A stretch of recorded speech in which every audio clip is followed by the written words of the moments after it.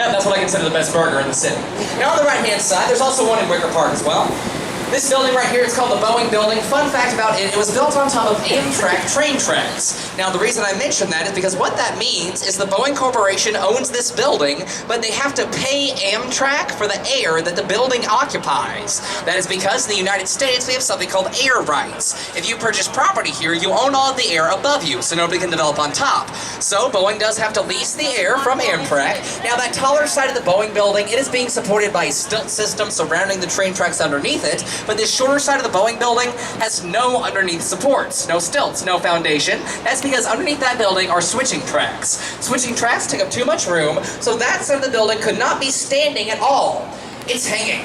Let me show you how. As we get out from underneath the bridge, look behind the boat at the top of the shorter side of that building. At the top of the shorter side there, you're going to see a large white X. Y'all see that?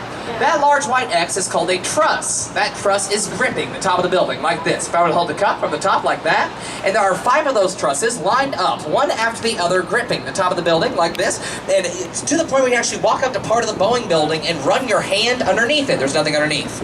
Now right next to us here, this is 2 North Riverside Plaza, great example of something called Art Deco style of architecture. Now Art Deco style, a few active components you'll see on this building, is sweeping vertical lines that draw your eye up, a limestone facade, a large geometric form that is symmetrical, and whenever the tower of the building is set back against the base, that is very common in Art Deco. It's got a very creative name. It is called a setback.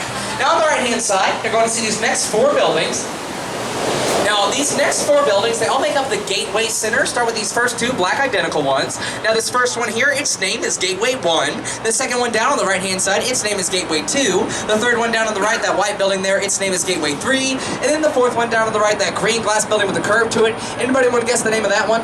Gateway 4. Stephanie, known as Gateway 4. Yes, 1, 2, 3, and 4. Now, 1, 2, these 2 completely identical buildings, they are that international style of architecture. That style that was created by Mies van der Rohe. Now, these were not designed by him, though. They were designed by students of his that worked for Skidmore, Owings, and Merrill. Now, when talking about the international style, I said that they got rid of all that fancy ornamentation on the outsides of buildings. There is still some ornamentation on these buildings, though. It's just sneaky. It's hard to tell. In between the windows, you're going to see these bumped up little lines.